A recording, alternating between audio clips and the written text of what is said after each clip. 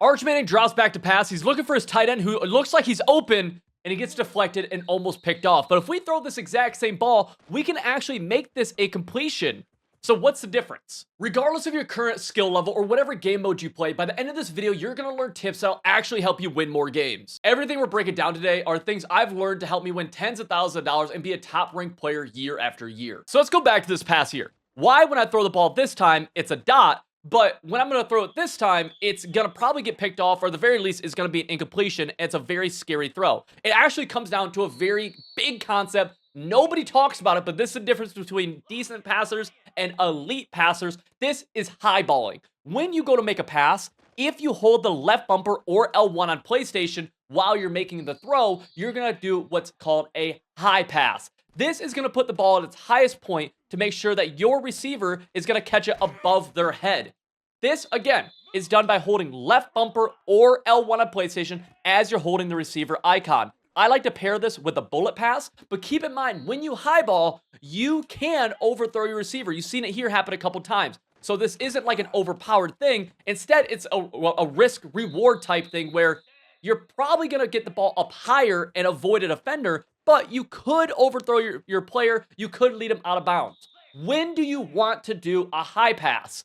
Simply when there is a defender between you and your receiver. Right, here's a great example, right? Number one is underneath my receiver, right? And if I don't highball this, this has a high chance of getting deflected, picked off, whatever it might be. So I want to get it over that defender, but I need the ball to get there fast still.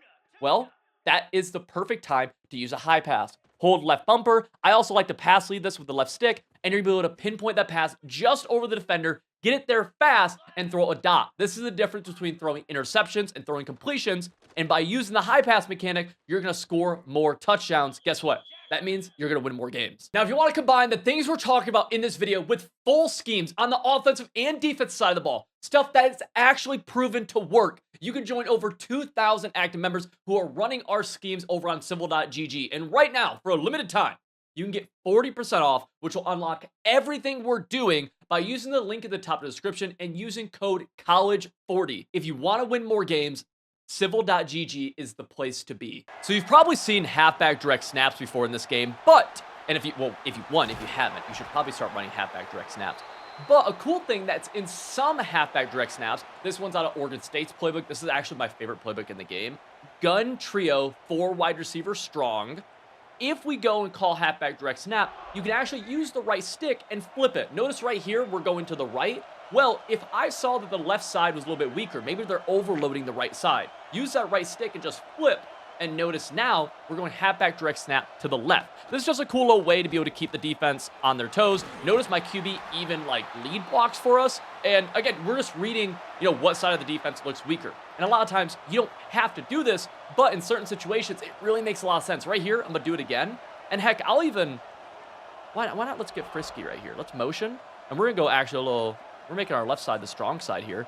Let's let that guy set, and now let's snap it. And now, we're able to do something kind of frisky right here. Out of the Iowa offense, there's also another great halfback direct snap we can do this with, where we can go to the gun tight slot open, call halfback direct snap, and again, notice with the right stick, we can flip this from the right side to the left side, and, take advantage of it. Let's see, can we get a good player here? Boom, cut it up.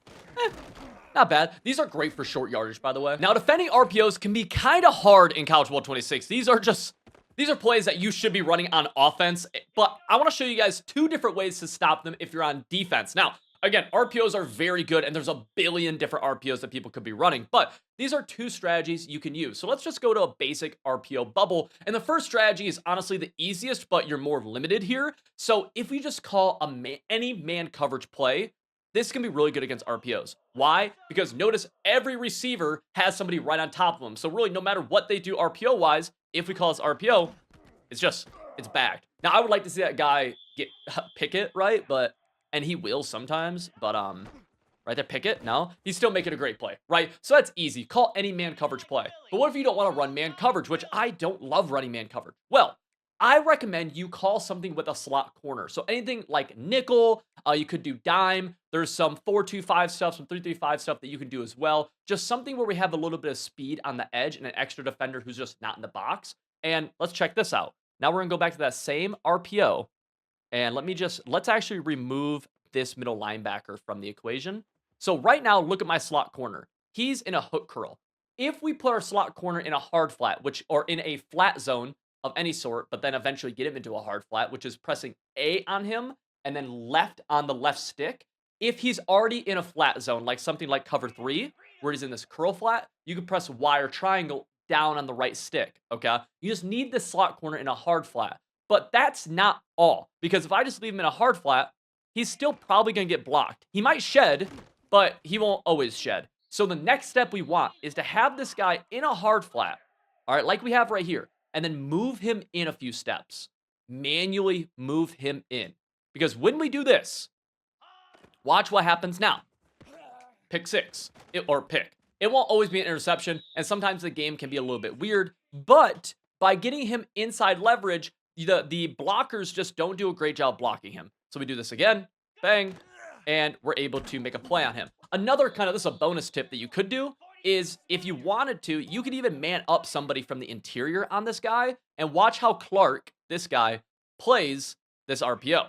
Right, he's going to get out there. This isn't as good, but it does a decent job. And that would also apply to different RPOs like flats, like slants, things like that. So there's a few options to slow down these RPOs that are so good in College Football 26. All right, ready? We're in 5 wide, 5 wide. Let's go a little quick dot right here. Beautiful over the middle. I'm going to go hurry up, hurry up, hurry up, hurry up, hurry up. Let's go, let's go, let's go. Bang. We're here. We're ready. We're getting to the line of scrimmage. We're going. And what if I just audible down to goal line for no reason? Now, this is one of the cooler things that you could do in College Football 26, or a lot of people just don't know this. Your audibles are based on the personnel you have on the field. Let me kind of explain this a little bit more. So right here, let's go to something like trips, or let's go trio halfback week. This is 11 personnel. Basically, we have 1 halfback, 1 tight end, and 3 wide receivers. When we tap X or square, we can only audible to other formations that share the same personnel. Now, this can still be a lot of formations, but this also will limit certain formations from you being able to audible to. Notice how before, I went from a 5 wide formation all the way down to goal line. So how is that possible? Because obviously 5 wide and goal line have entirely different personnel. Well, what you can actually do is in the formation screen, if you tap Y or triangle, you can actually make substitutions to each player.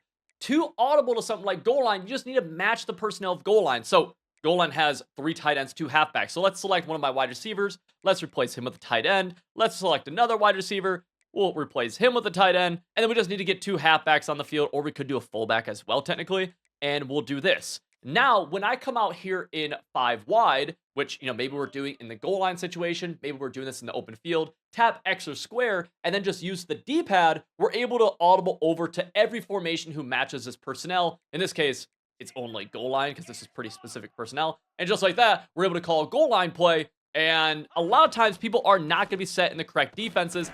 This makes this a super powerful short yardage thing where on 4th and inches, you can come out in 5 wide and say, I actually don't like the look, and audible into goal line. Keep in mind, to do this, you have to set your formation subs every single game unless you're in Dynasty. So just keep that in mind. It's something that if you want to do it, I would do it to start each game and just take a delay or burn a timeout. This is one of the best 2-man route combos in the game, and it's incredibly good against both man coverage and zone coverage. You can run this from any offense. It literally does not matter. What we want to do is have an outside wide receiver. You see this on the right side for me here, and we're going to press Y or triangle, select that wide receiver, who's B in this case, and go left trigger. That's L2 on PlayStation.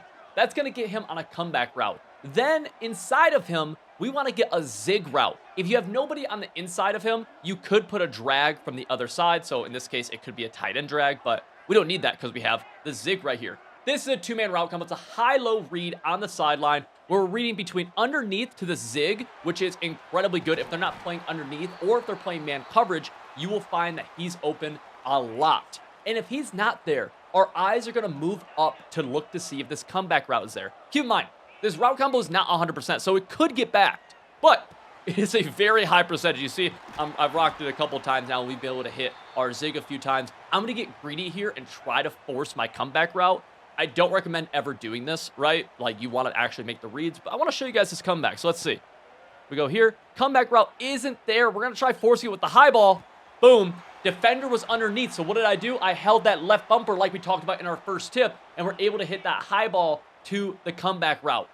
This little 2-man, you got to add this to your offensive scheme. Look at this dive from my fullback right here. Now, this is not a normal dive. This is actually a majestic, special dive you can only do when you're close to the goal line. And I can actually prove it to you. I'm going to move the ball back. I'm going to show you what this would look like. I'm trying to move the ball back right here. There we go. I'm going to show what it looks like a normal dive. And then we're going to see this dolphin dive that we're doing, right? Notice how that's just like, it's a little bit lower than what we were just doing. It doesn't get as high. It's still cool. It's good for short yards, but it's not as good as what we were just doing this close. This is a special dolphin dive that they had in the game for a few years now, where when you're in the goal line situation, usually within like 2 to 3 yards, if you press up on the left stick, wow, we got blown up. Wow. If you press up on the left stick and then hold the dive button, that's X on Xbox, square on PlayStation, you can get this super dive if there's an offensive lineman in front of you. So, this situation, right? Boom. Notice how high I got. Now, we got hit, but notice how high I got. This is huge in these short yard situations. That's a great example of it. Now, let's show this against a goal line defense, because that's really the situation you'd be seeing this in. Also, shout out to all my wing tee guys, my split tee guys. We ran full house tee and split, or we ran full house tee and wing tee in high school. I'm a major fan of the tee. Look at this situation right here. We get stuffed, but you see that little dive. Typically, this has a very high success rate. Like, boom, right there's a great example. Right, a bunch of traffic in the middle. We're going to go up and over again. Hold the left stick up in the direction you're running, and then we're going to hold X or square. Do this. It's a big deal. 2 big-time button changes I want to cover. First of all, if you're having issues containing in College Football 26, to contain, we're going to press right bumper, then left bumper. Last year, it was just double tap right bumper. Now it's right bumper, then left bumper. That's R1, then L1, okay? So that's how you contain. Now, if you get caught on a defensive lineman, but you want to still, if you want to still switch stick, what we got to do here is actually use the D-pad. If we use right stick, we can't switch stick. But if I use the D-pad and flick it in any direction, we'll switch stick. Watch. Bang. Then, when we're on a coverage defender, we can yet again start to switch around and do whatever we need to do. So if you're ever on a blitzer, but you want to switch stick, you have to first use the D-pad to switch stick off of them. That also would apply for, let's say I'm on a safety who's blitzing, okay? And I want to switch stick. If I try switch sticking, we are going to hit stick. You have to use the D-pad to switch stick if your player is in a blitz assignment. If you enjoyed this video and you felt like you got value, you learned something that's actually going to help you win, that means Civil.gg is going to be perfect for you, because we take everything we're doing here, but add them into full offensive and defensive schemes that are designed to actually help you win, regardless of your skill level or whatever game mode you're playing. You'll be joining over 2,000 active members, so you know that what we do actually works. And right now you can get 40% off with code college40 by using the link in the top of the description.